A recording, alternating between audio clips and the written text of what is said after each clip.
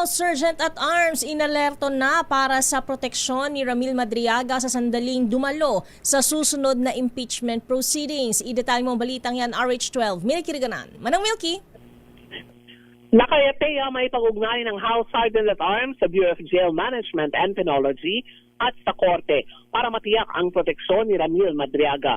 Si Madriaga ay ipipresenta na sa susunod na impeachment proceedings sa April 14 at gusto ni Justice Committee Chair Jervil Duistro na masiguro ang kaligtasan nito. Si Madriaga ay isa sa mga dating aide ni Vice President Sara Duterte at nakatakdang tumistigo laban sa Vice Presidente tungkol sa umano'y questionable intel at confidential funds.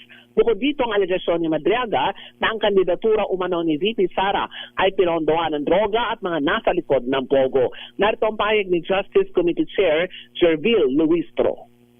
In line with our order to issue the subpoena ad testificandum to Ramil Madriaga, as well as subpoena to second with regards to his original affidavit, we have directed the Office of the Sergeant at Arms of the House of Representatives, as well as the Office of the Legislative Security, likewise of the House of Representatives, to coordinate with the BJMP and the Court to make sure that all measures in line with his protective custody will be observed when he attends the hearing this coming April 14, 2026.